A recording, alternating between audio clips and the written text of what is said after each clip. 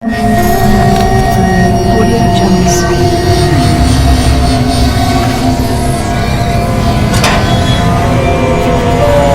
Welcome to horror studio.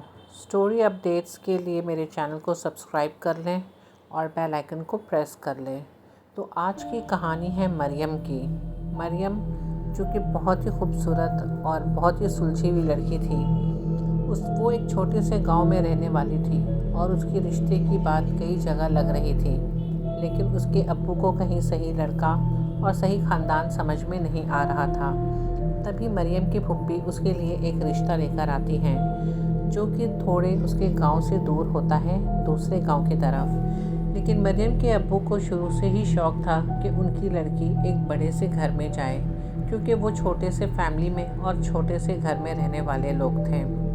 ये वाला ख़ानदान काफ़ी बड़ा था और इनका मकान भी काफ़ी बड़ा था। इसके अब्बू को रिश्ता पसंद आ गया। वो लड़के से मिलने गए, उनके घर वालों से भी मिले और उन्होंने वहाँ पे रिश्ता पक्का कर दिया। अगले दिन लड़के वाले मरियम को देखने के लिए आए और मरियम की बस एक झलक देखते ही उन लोगों ने भी रिश्ता पक्का कर दिया। शादी की तैयारी चल रही थी। मरियम भी काफ़ी खुश थी, क्योंकि मरियम को भी उसका मनपसंद शख्स मिल गया था। मरियम ने शुरू से ख्वाब देखा था कि जिस लड़के से उसकी शादी हो वो देखने में भी खूबसूरत हो, और मरियम का दूल्हा वो काफ़ी खूबसूरत था। देखते देखते शादी के दिन आ गई। मरियम की निकाह हुई और मरियम अपने ससुराल वालों के साथ अपने ससुराल विदा हो गई। अभी शादी के कुछ ही दिन हुई थी। मरियम की सास उसे अपने पास बुलाती हैं और उसे कहती हैं कि बेटा, मैं तुमसे एक बात कहना चाहती हूँ। हमारे मकान में काफ़ी लोग रहते हैं। मैं आपको बताते चलूँ कि मरियम के मकान में उनकी पूरी जॉइंट फैमिली रहती थी, यानी कि मरियम के चाचा ससुर, चाची सास, उनके बच्चे और भी उनके बड़े ताई, बड़ी ताई और उनके बच्चे, काफ़ी लोग एक साथ रहते थे। मरियम की सास मरियम से कहती हैं कि बेटा, तुम्हारी अभी नई नई शादी हुई है और तुम देखने में भी काफ़ी खूबसूरत हो, तो तुम अभी नई दुल्हन हो। ये आंगन में जो जामुन का पेड़ है, तुम कोशिश करना कि शाम के वक्त वहाँ पे ना जाया करना। क्यों अम्मी, आप ऐसा क्यों कह रही हैं? मरियम अपनी सास से सवाल करती है।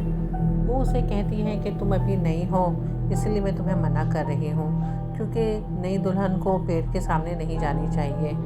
इसलिए मरियम सर हिलाते हुए अपने कमरे में चली जाती है।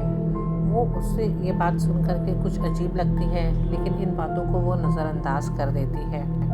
एक दिन की बात है। मरियम अपने कमरे में सो रही थी। उसका शौहर उसके बगल में सो रहा था। आधी रात को मरियम को प्यास लगती है और वो पानी के लिए उठती है। तभी मरियम की खिड़की से उसकी नज़र उस जामुन के पेड़ पे पड़ती है। मरियम की खिड़की से वो जामुन का दरख्त साफ नज़र आया करता था। जब मरियम अपनी खिड़की की तरफ गई तो उसे ये महसूस हुआ कि जामुन के पेड़ के नीचे कोई खड़ा है, जैसे किसी इंसान की परछाई। वो उस परछाई को देखकर सोचती है कि इतने रात को वहाँ कौन खड़ा है, और वो भी शायद कोई मर्दाना था। वो अपने कमरे से निकलती है और वो जामुन के पेड़ की तरफ जाती है। वो जैसे जैसे पेड़ के नज़दीक जाती है, वो परछाई धुंधला होते चला जाता है और एक धुएं की शक्ल में गायब हो जाता है। ये नज़ारा देखकर मरियम थोड़ा घबरा जाती है। उसके पसीने निकल जाते हैं। वो उल्टे पैर वापस अपने कमरे में चली जाती है बिना पानी पिए हुए, लेकिन वो अपने शौहर से भी कुछ नहीं कहती और चुपचाप अपने बिस्तर पर लेट जाती है। उस रात मरियम को तो नींद बिल्कुल भी नहीं आती, क्योंकि मरियम ने अपने आँखों से जो देखा था उसे यकीन नहीं हो रहा था। अगले दिन वो किसी से कुछ भी नहीं कहती। घर पे काफ़ी मेहमान होते हैं। आहिस्ते आहिस्ते सारे मेहमान अपने घर जा रहे होते हैं। अब मरियम की रसोई में उस दिन पहली दिन थी। मरियम की सास उसे कहती हैं कि बेटा, तुम कुछ मीठा बना लो, क्योंकि आज से तुम्हारी रसोई में मैं हाथ लगवा रही हूँ। मरियम रसोई में अपनी चाची सास, ताई सास और उनकी बेटियों के साथ काम कर रही थी। मरियम जब खीर बनाने की तैयारी कर रही थी, तभी उसे ऐसा महसूस हुआ जैसे उसके पीछे कोई खड़ा है। वो समझी शायद उसकी चाची सास उसके पीछे खड़ी हैं। वो उनसे कहने लगी, थोड़ा शक्कर मुझे बढ़ाइए चाची। लेकिन थोड़ी देर के बाद कोई पीछे से जवाब नहीं आया। जब मरियम पीछे मुड़कर देखी तो वहाँ कोई भी नहीं था। सब अपने अपने कामों में लगे थे। मरियम को लेकिन ऐसा महसूस हुआ था जैसे कोई एकदम से उसके करीब खड़ा है। क्योंकि जो कुछ भी था उसकी सांस सीधा मरियम के गर्दन पे पड़ रही थी। मरियम थोड़ा घबरा जाती है। फिर चाची उससे कहती है, बेटा अगर तुम्हें कोई मदद की ज़रूरत है तो मैं करवा दूँ। मरियम मुस्कुरा कर उनसे कहती है, नहीं चाची, मुझे किसी मदद की ज़रूरत नहीं है, मैं खीर बना लूँगी। थोड़ी देर के बाद मरियम खीर बनाती है और उसकी खुशबू सारे घरों में फैल जाती है। खीर वाकई में बहुत ही स्वादिष्ट बनी हुई होती है और सारे घर वाले मरियम के हाथ से बने हुई खीर की काफ़ी तारीफ़ करते हैं। मरियम थोड़ी थक सी जाती है तो वो अपने कमरे में आराम करने के लिए चली जाती है। वो अपने बिस्तर पे बस अभी लेटी भी ही रहती है तो उसे ऐसा महसूस होता है कि उसके सिरहाना कोई खड़ा है। मरियम मुस्कुरा करके कहती है, अरे आफ्ताब, आप आ गए इतने जल्दी। लेकिन पीछे से फिर कोई आवाज़ नहीं आता। तब मरियम अपने बिस्तर से उठती है और पीछे मुड़कर देखती है, वाकई वहाँ पे कोई भी नहीं रहता। ये दहशत अब मरियम के दिल में आहिस्ते आहिस्ते घर कर रही थी। उस दिन भी मरियम किसी से कुछ नहीं कहती। मगरिब के बाद मरियम अपने कमरे में बैठी हुई होती है। सारे घर वाले बाहर किसी दूसरे दावत में गए हुए होते हैं। मरियम अपने कमरे में बैठी यही सोच रही होती है कि मेरे साथ कुछ दिनों से जो कुछ हो रहा है वो आखिर में है क्या। बस अभी मरियम ये सोच ही रही होती है, अचानक से मरियम की नज़र फिर उस जामुन के पेड़ के पास पड़ती है। तब मरियम की आंखों ने जो देखा उसे अब यकीन हो चला था। वहाँ पर एक खूबसूरत नौजवान खड़ा था जो कि सफ़ेद कुर्ते में था, नीली आंखें और बेइंतहाई खूबसूरत, और दूर से ही इतनी अच्छी खुशबू मरियम के कमरे तक आ रही थी। मरियम अपने कमरे से आवाज़ देती है, कौन है वहाँ, कौन है? लेकिन कोई जवाब नहीं आता। तभी मरियम अपने कमरे से निकलकर आंगन में जामुन के पेड़ की तरफ जाती है। जब वो जामुन के पेड़ के करीब पहुंचती है तो वो वहाँ पर खड़ा हुआ मिलता है मरियम को, और वो मरियम को देखकर मुस्कुराता है और कहता है, वाकई में तुम बहुत खूबसूरत हो। मरियम घबरा जाती है और कहती है, तुम कौन हो और तुम यहाँ क्या कर रहे हो? वो मरियम को देखकर सिर्फ हंसता है और कहता है, तुम घबराओ मत, मैं तुम्हें कोई नुकसान नहीं करूँगा। मैं तुमसे बस यही कहना चाहता हूँ कि मैं तुमसे मोहब्बत करता हूँ। मरियम उसे ज़ोर से चिल्लाकर कहती है, तुम हो कौन आखिर, और तुम्हें ये नहीं पता कि मैं शादीशुदा हूँ? खुदा का खौफ करो। तब वो कहता है कि हाँ, मैं जानता हूँ कि तुम शादीशुदा हो और खुदा का खौफ है मुझे, इसीलिए अभी तक मैंने तुम्हें छुआ भी नहीं है। मैं कोई आम इंसान नहीं हूँ, मैं इस दरख्त पर रहता हूँ, मैं जिन हूँ। जिन? हाँ, यहाँ मेरा बसेरा काफ़ी सालों से है। जिस दिन तुम इस दरख्त के पास आई थी और मैंने तुम्हें पहली बार देखा था, उसी वक्त मुझे तुमसे मोहब्बत हो गई थी। मैं तुम्हें अपने साथ ले जाना चाहता हूँ, लेकिन तुम्हारी मर्ज़ी से। मैं कोई ज़बरदस्ती तुम्हारे साथ नहीं करूँगा। अभी ये कुछ मरियम सुन ही रही थी, तभी उसके दरवाजे पर नॉक होने की आवाज़ आती है। मरियम घबरा जाती है। वो जब दरवाजे की तरफ मुड़कर देखती है और वापस दरख्त की तरफ मुड़कर देखती है तो वो जिन वहाँ से गायब हो चुका रहता है। दरवाज़ा ज़ोर ज़ोर से पीटा जा रहा था। मरियम घबराते हुए जाके दरवाज़ा खोलती है। मरियम की सास और बाकी घर वाले जब अंदर आते हैं तो वो मरियम से कहते हैं, इतनी देर से दरवाज़ा पीट रही हूँ, कहाँ थी तुम बहू, बहुत देर कर दी तुमने। मरियम कह रही थी कि मैं अंदर कमरे में लेटी हुई थी और मेरी आंख लग गई थी। चलो कोई बात नहीं। सारे घर वाले अपने अपने कमरे में चले जाते हैं, लेकिन मरियम को उस दिन बेचैनी के मारे नींद कहाँ आने वाली थी। जबकि आफ्ताब मरियम से कहता है, तुम दावत में क्यों नहीं गई, तुम्हें भी जाना चाहिए था। मेरी तबीयत ठीक नहीं थी इसलिए। आफ्ताब मरियम की तरफ देखते हुए कहता है, मुझे लगता है कि तुम कुछ परेशान हो, कुछ हुआ है या कोई बात है तो मुझसे शेयर करो। मरियम उसे कुछ नहीं बताती और आफ्ताब से कहती है, मैं बस थकी हुई हूँ, मुझे नींद आ रही है, मुझे सोना है। आफ्ताब अपना कपड़ा चेंज करने के लिए चले जाता है। थोड़ी देर के बाद वो मरियम के पास बिस्तर पे आके लेट जाता है। आफ्ताब आहिस्ते आहिस्ते मरियम के बालों में हाथ फेर रहा होता है। वो उसे प्यार करना चाहता है, लेकिन थोड़ी ही देर के बाद आफ्ताब को ऐसा महसूस होता है कि जैसे कोई पीछे से उसे खींच रहा हो। आफ्ताब को ये चीज़ अजीब लगता है, उसे बेचैनी सी महसूस होने लगती है। फिर वो शायद सोचता है कि मैं बहुत ज़्यादा थक गया हूँ और मरियम भी बेखबर सो रही है तो मैं भी सो जाता हूँ। थोड़ी देर के बाद आफ्ताब भी सो जाता है, लेकिन मरियम को आँख कहाँ लगने वाली थी। मरियम ने जानबूझकर अपनी आंखें बंद करके रखी थी, کہ آفتاب کو لگے کہ وہ سو چکی ہے، کیونکہ مریم کے دل میں اب ڈر ہی ڈر تھا، کیونکہ جو بات اسے جن نے کہا تھا کہ وہ اس سے محبت کرتا ہے اور وہ اسے اپنے ساتھ لے کر کے جانا چاہتا ہے، اس بات سے مریم کو اب یہ بھی ڈر تھا کہ کہیں وہ آفتاب کو بھی نقصان نہ پہنچا دے، کیونکہ وہ اس کا شوہر تھا اور کچھ بھی کر کے وہ آفتاب کو اس کے قریب آنے نہیں دے گا۔ اس لیے مریم آفتاب کے سامنے سونے کا بہانہ کرتی ہے، لیکن اب مریم اپنے دل ہی دل میں وعدہ کر چکی ہوتی ہے کہ صبح ہوتے ہی میں آفتاب کو ساری باتیں بتاؤں گی۔ اگلے دن جیسے ہی صبح ہوتی ہے اور آفتاب تیار ہو کر اپنے کام کے لیے جانے لگتا ہے، تبھی مریم اس سے کہتی ہے، میں تم سے جو بات کہنے جا رہی ہوں، مجھے امید ہے کہ تم میری باتوں پہ یقین کرو گے۔ کیا بات ہے مریم؟ میں تمہیں کچھ دن سے دیکھ رہا ہوں کہ تمہاری طبیعت ٹھیک نہیں ہے، کوئی بات ہے؟ ہاں، میں تمہیں ایک بات بتانا چاہتی ہوں۔ یہ جو جامن کا پیڑ ہے، اس پر ایک جن ہے اور وہ میرے سامنے آیا تھا اور وہ مجھ سے کہتا ہے کہ وہ مجھ سے محبت کرتا ہے اور مجھے اپنی دنیا میں لے کر کے جانا چاہتا ہے۔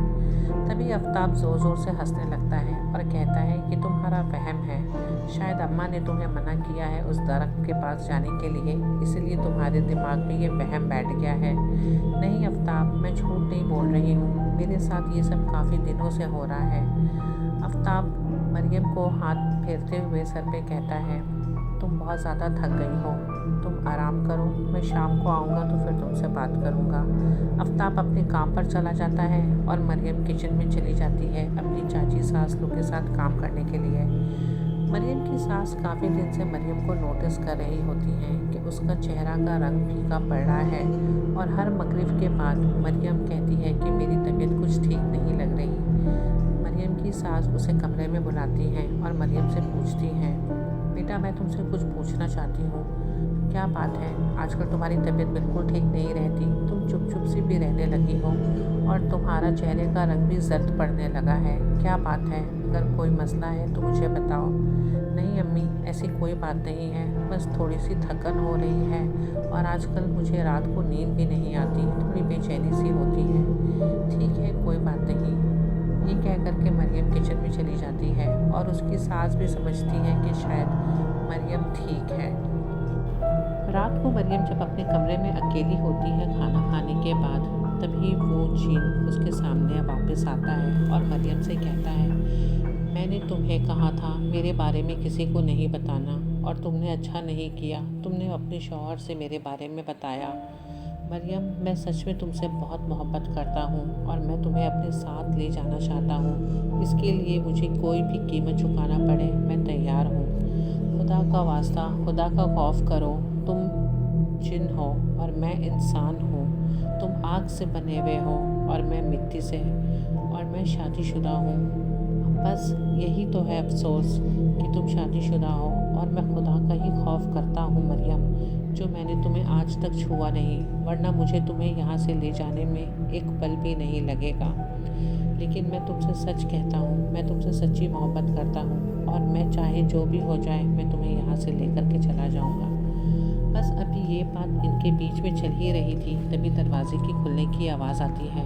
مریم گھبرا جاتی ہے، وہ جب پلٹ کر دیکھتی ہے تو کمرے کے اندر آفتاب آتا ہے۔ آفتاب مریم سے پوچھتا ہے، ابھی میں نے تمہاری آواز سنی کسی سے بات کرنے کی، تم کس سے بات کر رہی تھی؟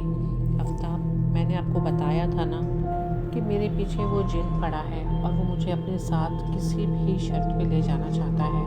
آفتاب زور زور سے ہنسنے لگتا ہے اور اس کے بعد ایک دم سے خاموش ہو جاتا ہے۔ تھوڑی دیر کے بعد آنگن میں زور سے کچھ گرنے کی آواز آتی ہے، سارے گھر والے باہر نکلتے ہیں۔ آنگن میں جتنے بھی مٹی کے گھڑے اور پیڑ پودے ہوتے ہیں وہ سارے ٹوٹے ہوئے ہوتے ہیں۔ گھر والے سمجھ جاتے ہیں کہ یہاں پہ شاید کچھ ہوا ہے۔